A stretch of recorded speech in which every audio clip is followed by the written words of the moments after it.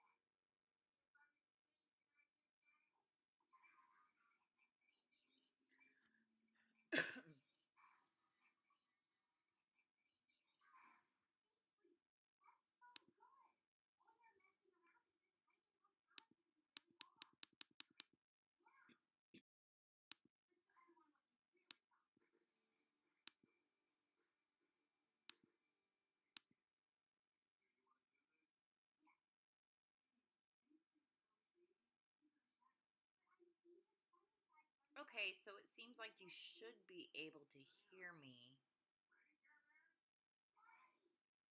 but I'm not sure.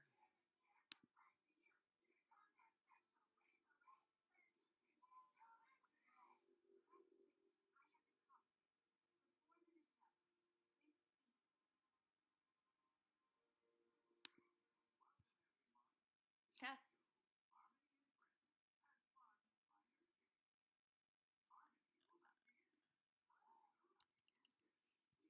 All right, let me see if I can do something about that.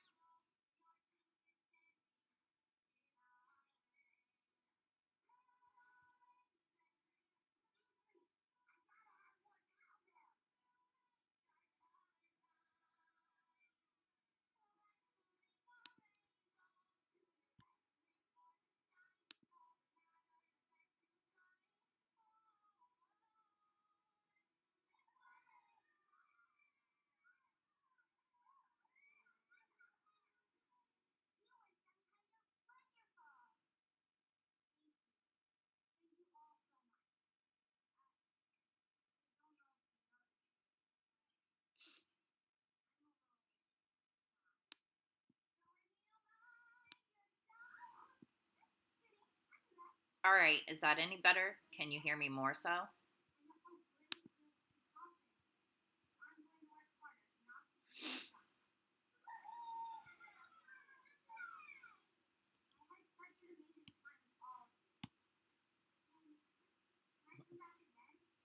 Okay. Now, the weird part for me is the fact that I'm lagging. So I say something, but it doesn't show up in your video for like 30 to 45 seconds. Has class started yet? So right now there are only 5 people on this thing. And I'm not exactly sure. I see Harry and Tasia, and that's it.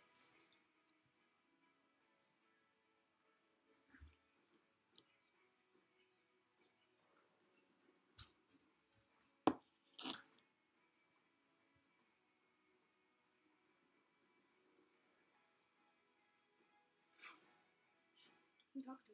My class. Oh, that's fun. Can you see me? No, can they see you? They can see me.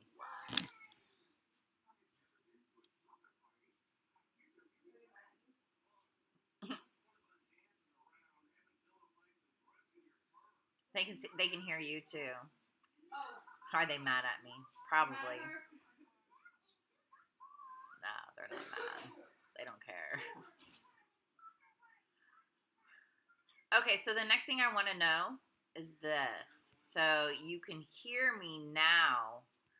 Can you see this if I put it up?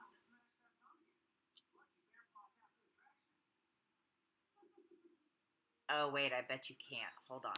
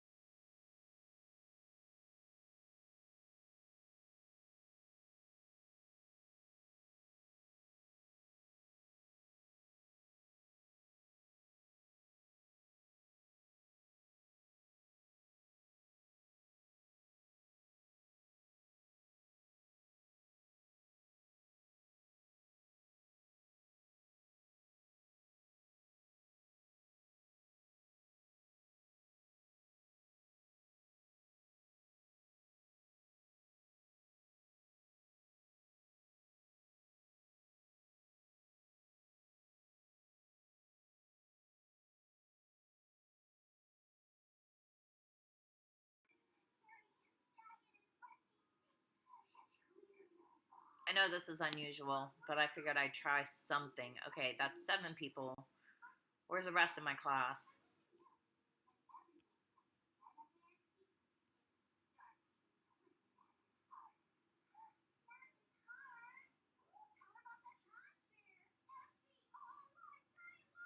Do me a favor. At least say hi or something so that I can see who's here and who's not here. So right now I only know 2 people that are here, but there seems to be more watching, and that doesn't let me see who's watching.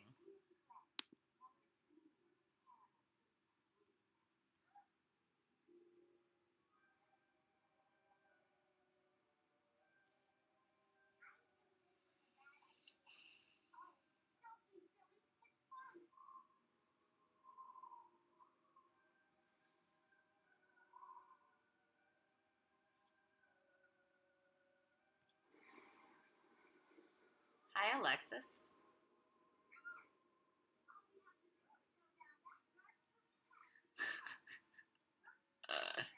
The others are lost because they just can't figure out how to click on the link. They need to use Internet Explorer. For some reason, Google doesn't let us open YouTube.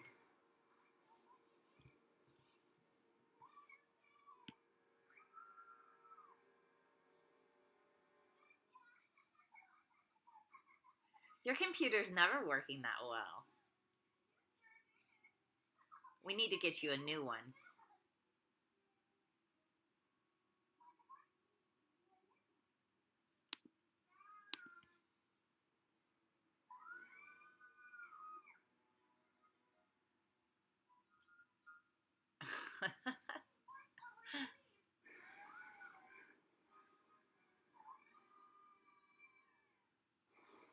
Okay, can somebody help out everybody else that can't figure out how to get on this thing? Just tell them to go to Internet Explorer to copy and paste the link into Internet Explorer and open it up that way. They probably still have to be signed into Google, but maybe not.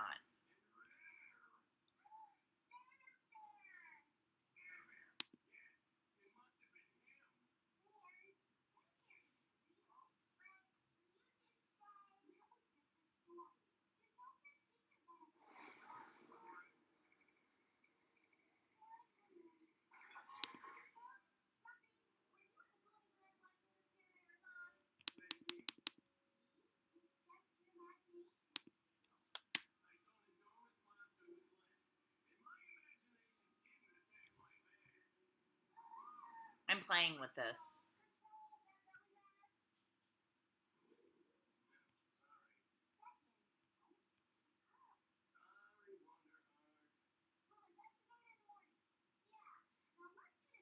One more time. Once you sign in, hi. I'm good. I just have a sick nephew here. I'll show you guys.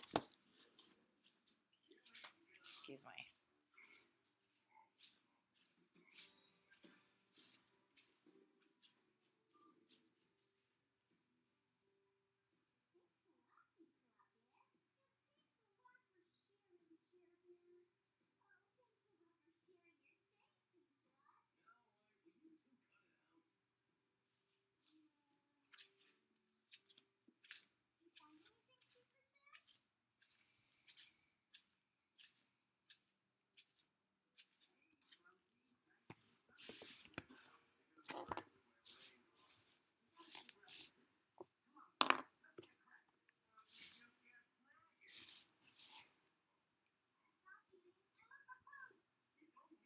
All right, we're getting there. We're up to 12. Where's the rest of my people?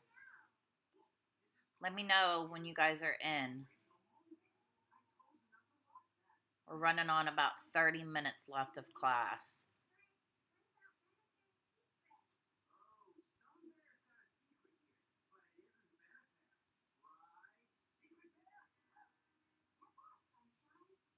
It's so weird. I can see myself talking on this thing, but I can't hear anything. All you gotta do is say hi. I'm here.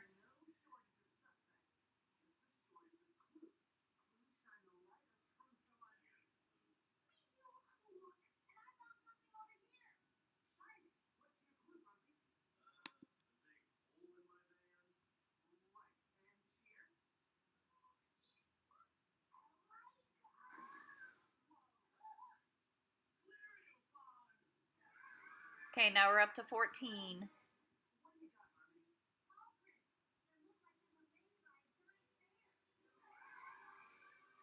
So here's the deal. At this point in time, are most of you wearing headsets or are you just listening to it on your computer? Hi, Haley.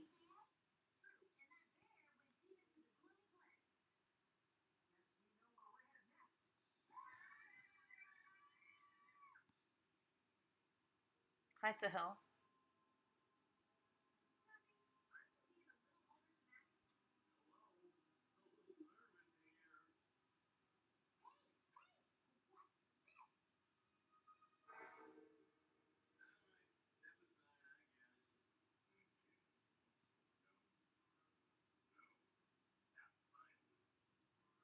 Hi, Haley.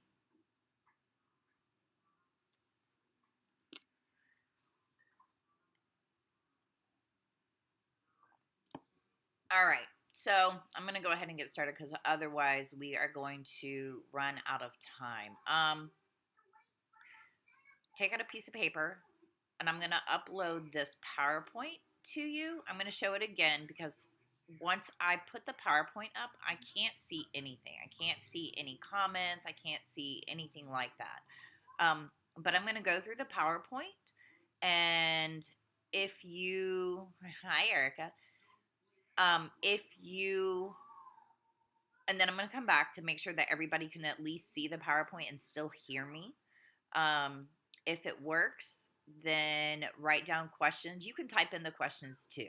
If you, as soon as we get done, I'll go back and look at the questions and make sure there's not any, any issues.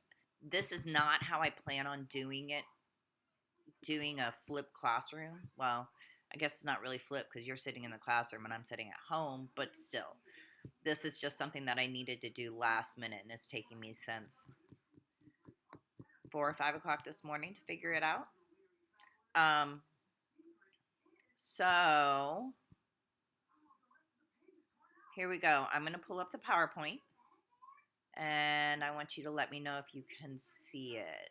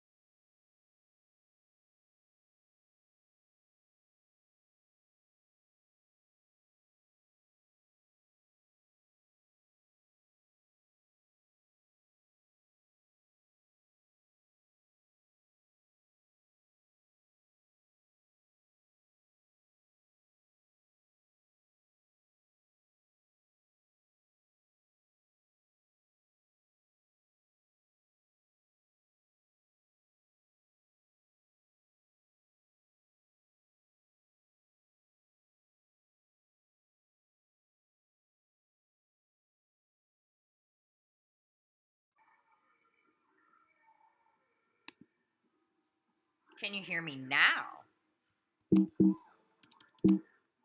So this is back up. Now can you hear me? I changed the audio source. Okay.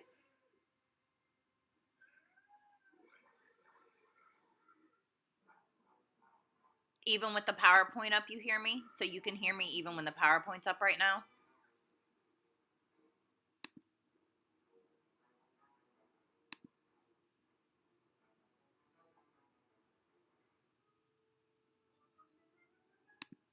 Okay, so let's get this started. Here's the thing.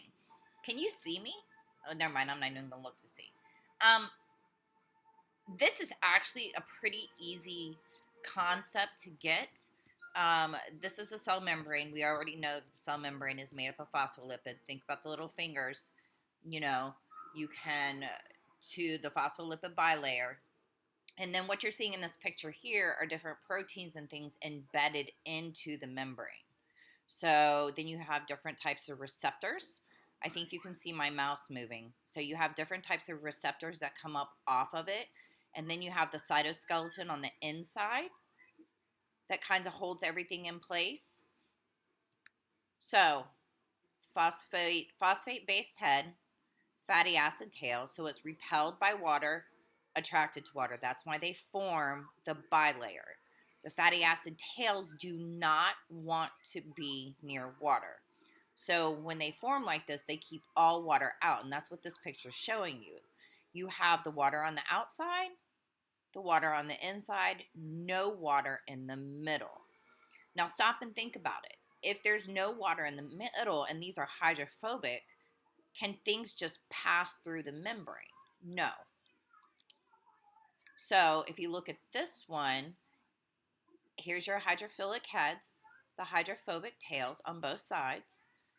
You cannot Water's not going to be able to pass through. Sugars, lipids. Can lipids pass through? Yes. Why can lipids pass through? Because the entire middle is lipid based. So it will be able to just pass through. Anything that's polar will not be able to pass directly through the membrane. So the question is, how exactly does it get across? All right, you already know this. The cell membrane controls what enters and leaves the cell. So this is what I was just saying. Certain things will be able to leave, certain things won't. So what they have is they have these specific channels that'll allow different things to cross.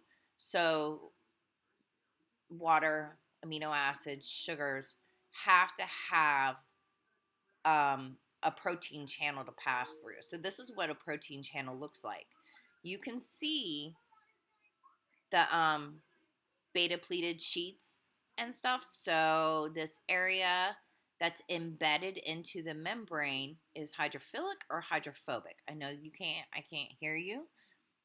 Answer yourself, and then I'm going to give you the answer. So is this area here on this protein hydrophilic or hydrophobic? Well, it has to be hydrophobic because it's embedded next to the hydrophobic tails of the lipids, of the phosphates. So we have membranes that are, or the proteins that are embedded. So the question is, why are proteins the perfect molecule to use to create these structures? Well, it's like we just said. We have, look at those. You should be able to tell by now that those are nonpolar and hydrophobic. If you look, what are they missing? What's missing from down here? That why they're not polar? What is it that they don't have? They're only made up of what? Carbon and hydrogens. So all of these, because they're made up mostly of just carbons and hydrogens, there are no oxygens or functional groups. It means that they are nonpolar hydrophobic. So look at the next ones. Now you can look at these, oxygen or a hydroxyl group, sulfhydryl, hydroxyl, amino, carbonyl group. So you can look at these and see that they have those functional groups which make them polar hydrophilic. So the pieces of the protein, this is your protein right here, the pieces of the protein that are embedded into the cell membrane are always going to be your nonpolar. That's what anchors these proteins into the middle. What about right through here? What are these going to be? Well, they have to be polar because we have to be able to pass things through. So this is an aquaporin. Aquaporins just allow water to pass through. We're not going to worry about this one right now. So there's different types of proteins, different functions that they have. So this one's a transporter. This is the first one. It just has a channel that opens up and allows things to pass through. Okay. Some proteins are used for enzyme activity. So a substance binds and then something else causes something else to occur inside of the cell. You have receptors on the top of the protein that will bind, and there's more examples. This is just a general overview, you guys. Cell surface, this is your antigen. So what happens when someone has a organ transplant? What's one of the problems that occurs when somebody has an organ transplant? Think about it. Well, when you have an organ transplant, they have to be put on large amounts of immunosuppressants because what happens is the body doesn't recognize that organ as their own. And this is why. You have markers on the outsides of your cell membranes that says, hey, this is me. So if it's not marked as you, what happens is your immune system, antibodies, attack it and break it down. So that's why people that have organ transplants have to have immunosuppressants to tap down their immune system while that organ kind of becomes their own organ. Okay, so this one is a cell-to-cell adhesion. So you can see it helps two different cells hook together.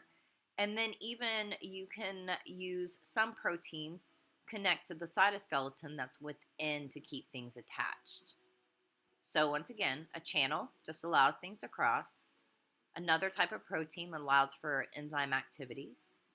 Some of them are surface receptors. So here's something from the outside of the cell. It attaches, causes a change within the cell. It's like a notification. Hey, we need this made. Antigens, cell surface markers, cell adhesion, and then the attachment to the cytoskeleton.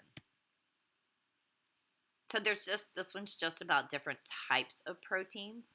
So you've got peripheral, which are just loosely bound to the surface, and then integral proteins. If you see, these are integrated into the cell membrane. So peripheral and integrated. The integrated goes directly through the cell. This slide is just, they want you to realize that we already know cell membranes have to be fluid. They consistently move. So in 1972, Singer and Nicholson said that how these things are embedded makes it like a fluid mosaic model. So it's like a mosaic on the top, but it's fluid. Everything continuously moves.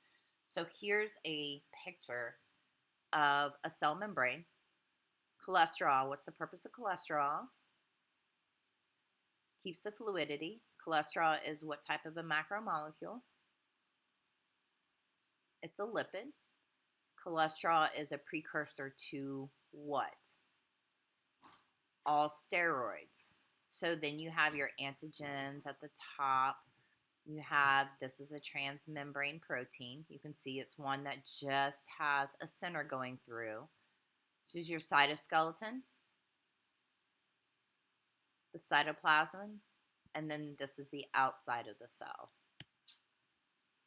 So this is what we just talked about. The antigen has to do with recognition. Your immune system recognizes you as you. Your other cells recognize each other because of these antigens. If you don't have, when you get the organ transplant, that's the rejection aspect. That's also why our immune system is able to recognize bacteria and things like that from not being us. It's because they don't have the same surface markers that we do. Each one of us has different ones. Okay, so first, any questions? I know that was fast. I'm going to come back to this really quick and look. No, let them sleep.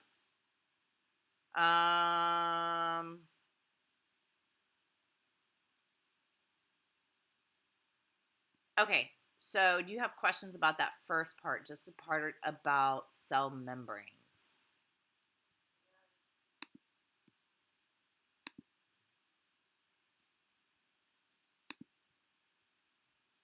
It should have been pretty simple. It wasn't anything that was too difficult. I don't know where there should be a 7th period roster on my desk somewhere. If not, I'll have to have someone send it to her. She'll have it by 7th period.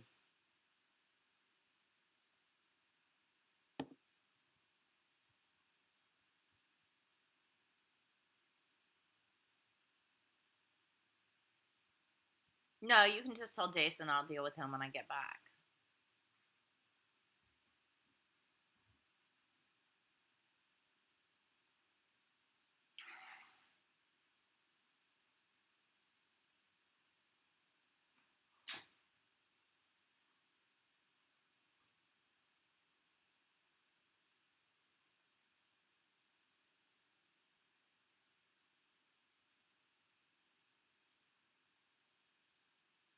You guys are such a pain. So, first of all, any questions?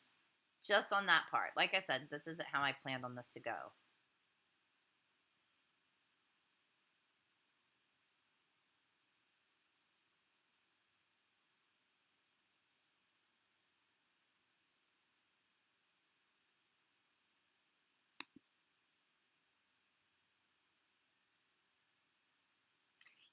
It's similar, yeah. I mean, antigens is just what there are different types of antigens. The ones that we're talking about are cell membrane antigens that just mark you as you. So without those, your immune system would attack your own self, your own cells. Does that make sense? There's different, we'll get into blood typing and stuff like that, but it's a little bit different, not much. Anybody else? Anything?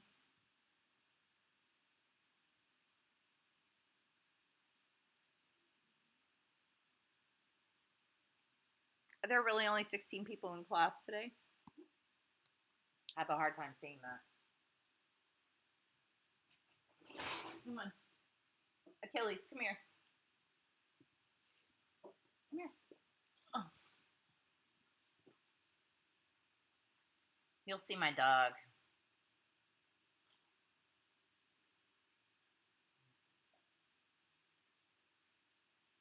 That's just one of them. Okay, so for people that are having issues getting on still, it's going to be saved. So I should be able to save it and they can watch it later on. I'm going to go back to this because there's really just a couple more things to go over, even though it looks like it's longer.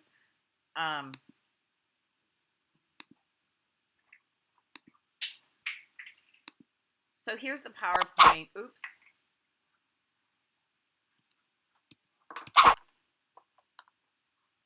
You can hear that too, can't you?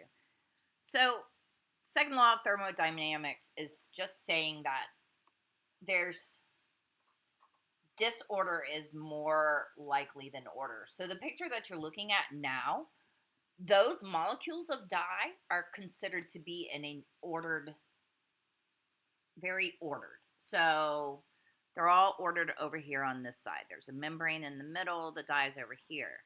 However, that's the disorder aspect. Things are going to continuously move to disorder. That's the entropy aspect. So we created an equilibrium. I'm having a hard time this morning. So this is something that you need to write down, highlight, get through your mind. Don't ever forget. Everything moves from high to low concentration. Everything. It always moves from high to low. If Erica sprays perfume in the very front of the classroom, within a few minutes, are the people behind her and at the back of the classroom going to be able to smell it? Yes, because it's going to move from a high to a low concentration. Everything does that. It doesn't require energy, okay? So going from high to low, no energy required at all, because that's just the way that's based on that second law of thermodynamics, okay? We move towards that disorder. So there's the diffusion aspect. The diffusion of somebody cuts an orange in the front of the class. I'll be able to smell that orange in just a few minutes. It is considered passive transport. There's not energy needed. And water works the exact same way. Water's always going to move from an area of high concentration to low concentration. The lab that we're going to do is totally built on that concept. That's called osmosis. So osmosis is a form of diffusion, just more specific. So diffusion can be anything. Any molecule that moves from high to low diffuses. Osmosis is the movement of water from high to low. So we already know that not everything is able to cross through the cell membrane by itself. So we have to use proteins. So we use protein channels. Once again, we can still go from high to low with no energy required. it's called facilitated because the protein's providing the help necessary for the molecules to get across the cell membrane. So it's facilitated diffusion. Diffusion with help. No energy, though. We're still moving in a high to low. If you have an open channel, it's going to be a faster transport. So that's like the bouncer. It's only going to let certain things through. Just like a bouncer at a club only lets certain people into the club. Same thing with this. Active transport is a little bit different. So active transport is going from low concentration to high concentration. So imagine the classroom. Fill the classroom up with tennis balls. Floor to ceiling, wall to wall, wall to wall. Now, where's the high concentration of tennis balls in the classroom? If I open the door, which way is it going to go? It's going to go out because things move from high concentration to low concentration by themselves. However, if I want to put more tennis balls in there, would they move by themselves if I open the door? No. It's going to require energy on my part to put those in there. Hope that makes sense. So active transport is when molecules move what's called against the concentration gradient. So that's the going from a low concentration to a high. So these are pumps, protein pumps. Pumps, if you think of the word pump, you think of the word energy. So a protein pump requires energy. It's really important for you guys to get this now because when we start cellular respiration and photosynthesis, we're going to be using protein pumps. So you have to know that things are being moved against the concentration gradient. So that's another big word that you need, against the concentration gradient. In all these cases, when we're going from low concentration to high concentration, you have to have energy input. There's the ATP. You need ATP to go from low to high.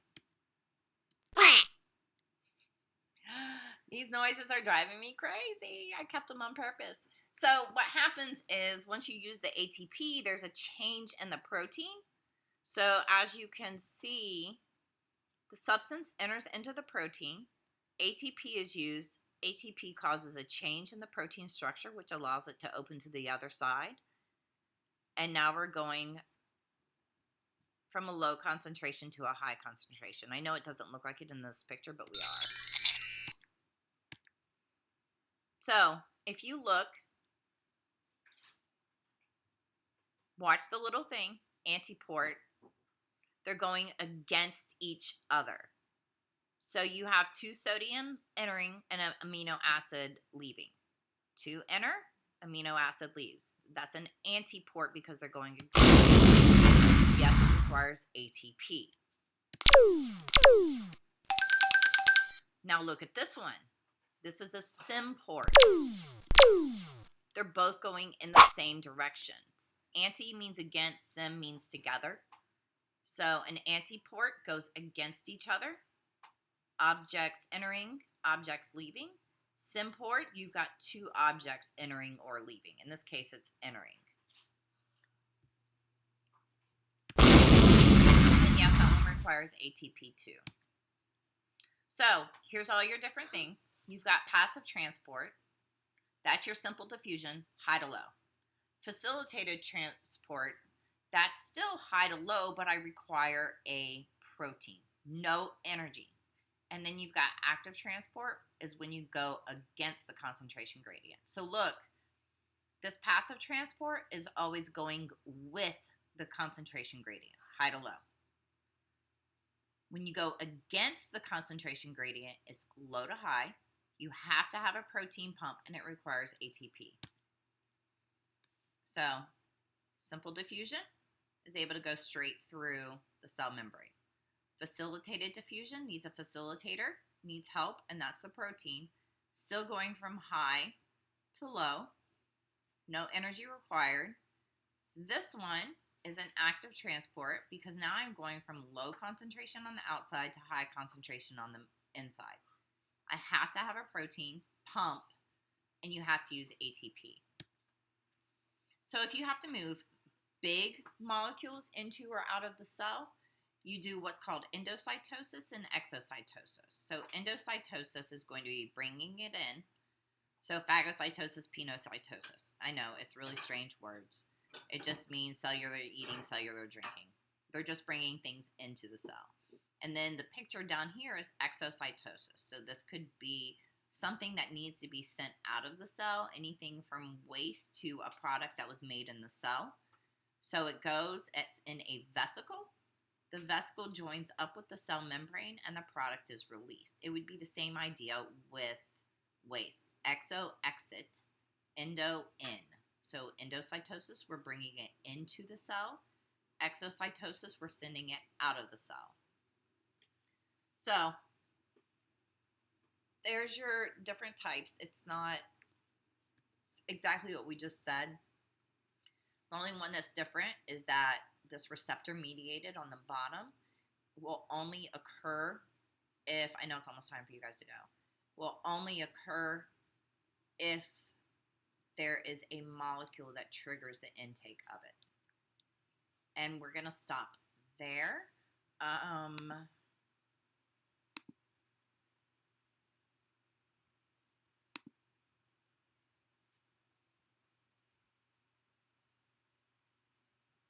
Alex,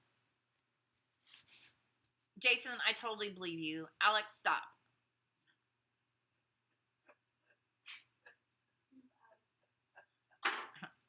Alex is my class clown. Achilles. This is my puppy. Say hi. You just want to be a pain, huh? You gotta stop. All right, so you guys have got about 5 minutes. You need to, I'm gonna upload the PowerPoint to Google Classroom. So you need to look back over it. If you have questions, we can talk tomorrow. Everything you said in the chat was true and nothing but the truth. Nothing but the truth. You're a trip. You guys have a good day. Sorry this started off with some issues. Oh, that's nice. Yeah. You want to see him? Come here, Achilles. Come here. Come here. No, come here. See, I'm a pain. Yeah, he's not cooperating. That's just one of them. But have a good day. Is the PDF still due tomorrow? You guys need to start it. At least look over it and see about how much of it you can answer based on what we went through. And like I said, I'll upload the PowerPoint for you to look at. See if you have any questions, and it doesn't have to be finished though. But it does need to be started. How's that? Have a good day. Bye, you guys.